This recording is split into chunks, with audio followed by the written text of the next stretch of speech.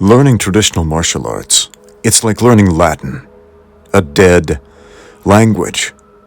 Training in combat sports is like having conversations with real-life humans, so you can actually learn to communicate with real-life people. That's not to say that learning a dead language or a stagnant martial arts form is useless. There are valid reasons to do both. Academic interest. A linguist studies Latin to satisfy intellectual curiosity. Perhaps to gain a deeper understanding of the history and etymology of modern Romance languages, and other languages like English that borrow heavily from Old French, which was derived from Latin. There's great value in understanding where our words come from. Every single word is made up of smaller parts called morphemes. A morpheme is the smallest part of a word that still has any meaning. And each one has a compelling story behind it. Not only what it means, but how that meaning changed over time. And how long ago, perhaps, when the world was a very different place. How that word meant something very different to those who used it. It's truly fascinating if you're a philologist.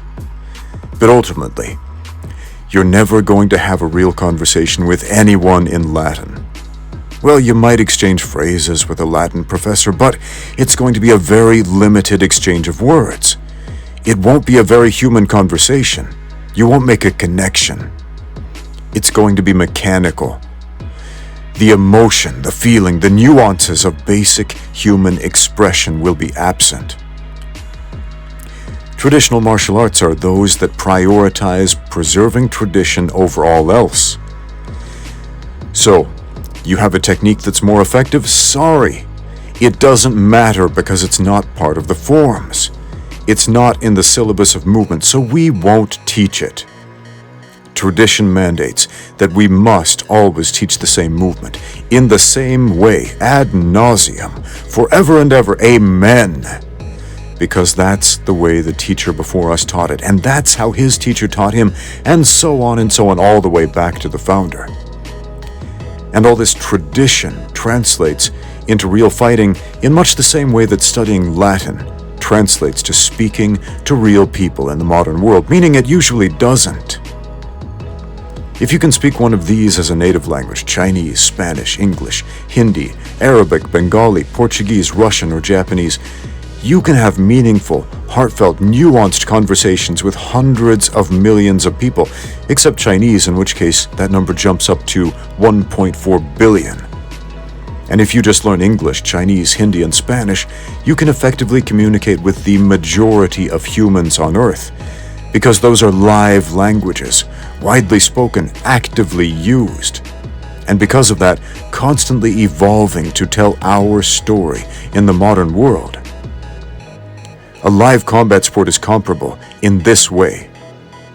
Want to learn how to fight for real? Want to learn how to win a fight against any kind of fighter? Not just someone from your style, or an inept, unathletic weakling with a bad temper for that matter. Then you must practice having live, unscripted, physical conversations with real live people. Why? Because you're doing something real, chaotic, unpredictable, in the moment. There's emotional content, there are nuances. It's not simply a circursal academic understanding of what's going on. You are literally living in the moment, living through the experience of bringing a semblance of order to chaos through organized violence in real time. As a student of linguistics, I've studied Latin, and I've also studied Klingon. Yep, Klingon. Studying a made-up language from Star Trek, it's a real thing linguists do in universities. Because, unlike other artificial languages like Esperanto, which was made to be easy to learn and use, Klingon was made to resemble a real language with irregularities, exceptions to the rules of grammar, and rife with cultural idioms that only make sense if you understand the fictional Klingon culture. Bequipje, Jequipbe. That's Klingon for you hit me, I hit you. And while the made-up Star Trek language of Klingon is great for talking about simple violent actions, warp-speed starships and whether phasers or disruptor beams are better weapons, you are never going to have a deep and meaningful conversation in Klingon Hall. I hold a number of ranks in various traditional martial arts. Earning those ranks had less to do with my ability to fight and more to do with my teacher's trust that I understood the traditions they had conveyed to me well enough to repeat those traditions and pass them on as they had been passed down to me. When I finally prioritized training to win fights over training to parrot traditions, I was shocked how often my own paradigm changed and how quickly my style evolved from one training session to the next. Techniques and game plans that I once believed to be rock solid against one group of training partners were often proven to be full of holes against fighters who had not been indoctrinated in my traditions. What I had was a failure to communicate. I love to study traditional martial arts forms and try to find the original intent behind them. Some of the movements prove to have incredible wisdom and insight in their purpose, design, and application, while others seem truly ineffectual and silly to a fighter with a comprehensive understanding of hand-to-hand combat, as if the techniques had been developed to combat untrained weaklings rather than against actual fighters. But, because of tradition, all of these techniques are passed on, both the good and the bad. But more often than not, without any satisfactory explanation about what we're even supposed to do with any of this information, besides repeat it to the next generation, and the next, and the next, and the next. Mandarin Chinese is an old language that is still remarkably similar in the modern world to how it was spoken and written 700 years ago. Even so, old words had to be repurposed to describe new technology, like computer, 电脑, which means electric brain, and telephone, 电话, which means electric words or electric speech. This ancient language had to evolve in order for over 1 billion people today to talk about the normal everyday things we now take for granted.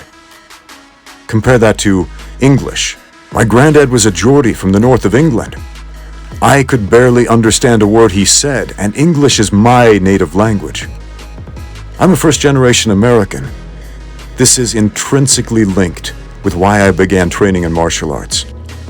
When you speak differently than everyone else, when you sound foreign and alien in the country you were born in, you tend to get beaten up by the other kids at school. A lot. The Tower of Babel story, it's fascinating. It's a fascinating narrative that repeats across many different cultures. The ancient Hebrews, the Sumerians, the Assyrians, the Toltecs, the Aztecs, the ancient inhabitants of Nepal, parts of Africa, and the ancient Greeks all told similar stories about a time when all people spoke the same language. And because they could effectively communicate with each other, they were able to build a great tower that reached up into the heavens, insomuch that their work offended the gods, who said, "If as one people, speaking the same language, they have begun to do this, then nothing they plan to do will be impossible for them. Let us go down and confuse their language, so they will not understand each other." The details from these accounts differ, but the outcome is the same. The people were divided into different language groups. They separated and spread their tribes throughout the world. They abandoned their efforts to complete the tower that reached into the heavens, and they began the tradition of passing this story down from one generation to the next, perhaps as a precautionary tale or a warning, or perhaps as a hopeful what if. What if we all had the same conversation and understood each other perfectly? Would nothing we plan be impossible for us?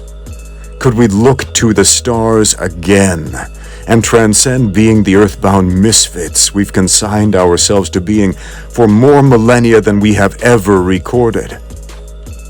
I don't know about that.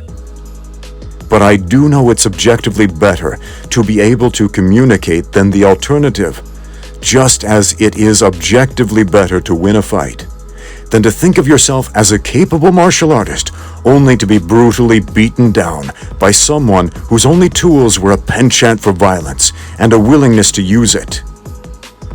Traditions won't save you in a fight any more than Latin will help you at your next job interview, convincing the love of your life to marry you, answering your children's big questions about the universe, or just shooting the breeze with your friends. Conversations matter, verbal, physical, or otherwise.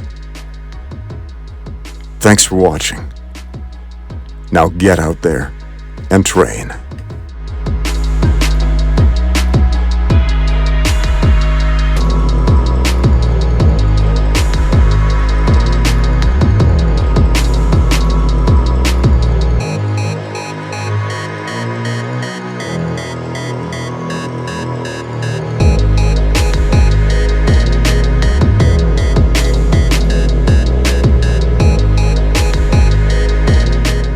Martial arts, it's like a living entity,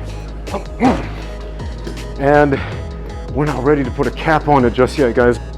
Hey, thank you so much for sticking around to the end of the video to watch this whole thing. I appreciate it. Shout out to my sponsor, xmartial.com. Go check them out for some awesome rash guards and other training equipment. Don't forget to use my code Ramsey10 for 10% off literally everything on the website, xmartial.com. Awesome company. I love their stuff. I use it. Go check it out. And don't forget to like, subscribe, and leave a comment down below. Let me know what you think of this video and what you would like to see in future videos. Once again, thank you for watching. Now get out there and train.